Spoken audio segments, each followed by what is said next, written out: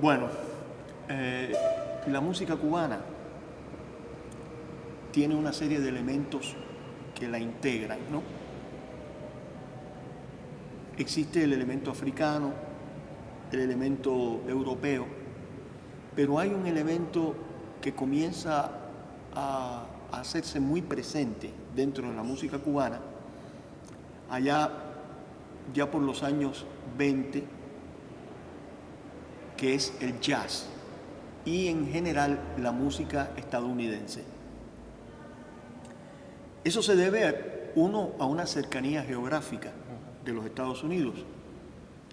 Segundo, se debe a una presencia sistemática de los Estados Unidos en la realidad cubana. Esto hace que la música cubana tenga actualmente un componente muy fuerte de la música estadounidense. Y dentro de la música estadounidense, uno de los fenómenos más interesantes es, por supuesto, el jazz. El jazz, que comenzó en los Estados Unidos a principios del siglo XX a ser grabado, bueno, todos ustedes saben cómo se lograron hacer las famosas grabaciones de los Oki Records en New York, cómo empezó a grabarse la música de los negros en los Estados Unidos. Esa música comienza a llegar a Cuba a finales de los años 20 en forma de discos o a través de las emisiones radiales que utilizaban las grabaciones hechas en los Estados Unidos. Si nosotros pensamos que ya desde principios de siglo había una presencia de música estadounidense a través de las grandes bandas de música que vinieron con la dominación estadounidense entre 1898 y el año 1902, y después más tarde con la segunda intervención norteamericana alrededor de 1910. Esas bandas trajeron consigo, por supuesto, la música de Estados Unidos y nos encontramos, por ejemplo, una gran controversia dentro de la música cubana de principios de siglo entre el two-step y el danzón. El jazz llega un poco más tarde, pero inmediatamente es asimilado por los músicos cubanos y curiosamente comienza ese proceso de asimilación dentro de lo que don Fernando Ortiz, uno de los científicos sociales cubanos más importantes, llamó el proceso de transculturación, que es un proceso de mezcla de elementos culturales, en este caso elementos estadounidenses y los elementos ya que existían dentro de la música cubana. Y entonces ocurre esta mezcla, este melange musical que trae como consecuencia la música cubana contemporánea, la música cubana del siglo XX. De manera que es muy difícil separar el jazz de la música cubana. Por supuesto, había músicos cubanos que tocaban jazz al estilo de los Estados Unidos, haciendo una copia casi al calco de esa música. ¿Por qué se favoreció el jazz? En la medida en que las relaciones con los Estados Unidos se fueron haciendo más evidentes y más necesarias, no solo para Cuba, sino también para los Estados Unidos, una gran afluencia de turistas estadounidenses comenzaron a llegar a nuestro país. Se comenzaron a desarrollar entonces, sobre todo en la ciudad de La Habana, centros para el entretenimiento de los turistas, hoteles, nightclubs, salones de baile, teatros, que comenzaban a utilizar la música a la cual los turistas estaban acostumbrados, pero a la manera cubana. Porque no tenía sentido tampoco copiar la música de los Estados Unidos, porque los turistas que venían a Cuba pues querían oír la música cubana. Pero además, teniendo en cuenta los elementos comerciales de ese turismo, era una música cubana con elementos que le eran familiares a los turistas, de manera que no podían encontrar una cosa extraña en esa música que estaban escuchando en Cuba. ¿Como un ejemplo?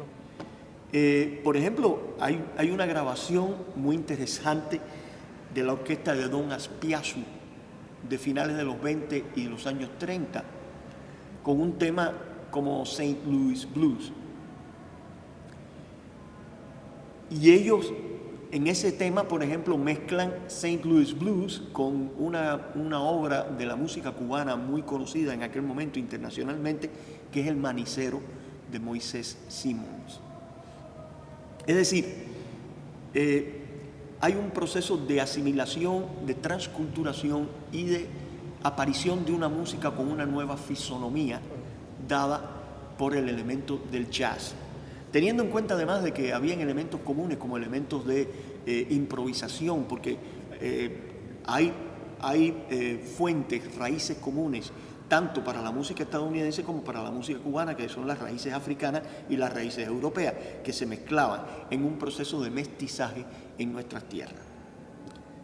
Esto entonces en los años 20, ya a mediados y en lo adelante, comienzan a escucharse algunos temas cada vez más identificables con sonidos del jazz. Esto comienza a aparecer en La Habana Vieja, en el casco, lo que hoy es el casco histórico de la ciudad de La Habana. En La Habana Vieja, en algunos lugares como el Jake's, o sea, estoy hablando de clubs pequeños. ¿En qué época? Estoy hablando finales de los años 20, principios de los años 30. Pero inmediatamente ese jazz pasa a los salones de baile de la burguesía cubana y, por ejemplo, el foxtrot se mezcla con elementos jazzísticos para los salones de baile de esa burguesía. Empiezan a aparecer orquestas y ya en los años 30 tenemos orquestas como la orquesta de Le Batard, tenemos como la orquesta de los hermanos Castro, una orquesta femenina, Anacaona, que utiliza elementos del jazz, tocaban incluso con banjos y tocaban música cubana, pero la mezclaban siempre con los elementos del jazz. En la medida en que pasa el tiempo, La Habana comienza a moverse de este hacia el oeste, en un proceso que no se detuvo hasta recientemente.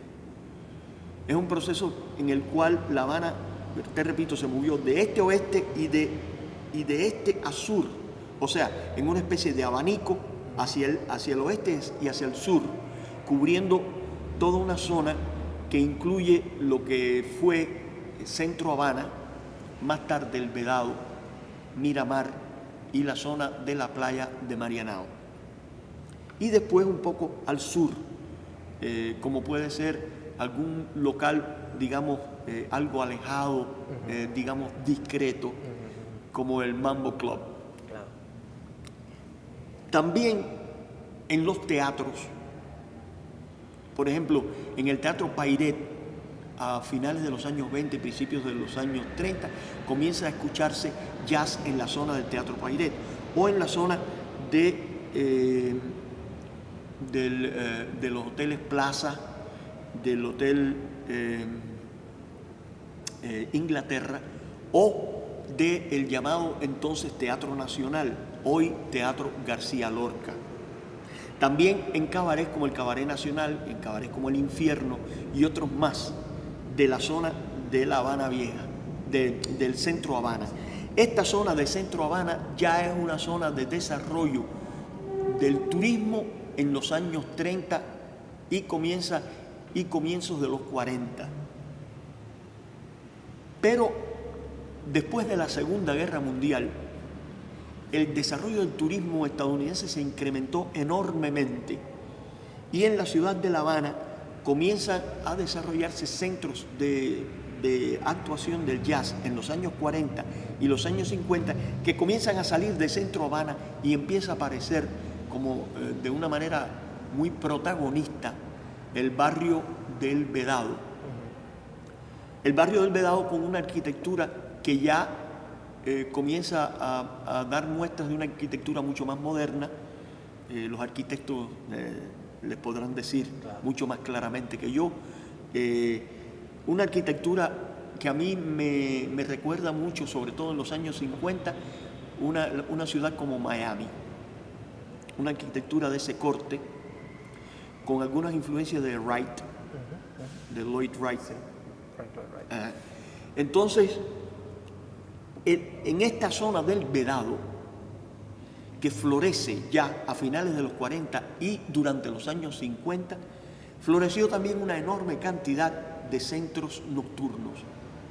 La calle 23, la calle 21, las calles O, la calle P, eran centros donde se tocaba jazz, y alrededor de esos centros nocturnos también se desarrollaban hoteles como el Hotel Vedado, el Hotel St. John's y el Hotel Flamengo.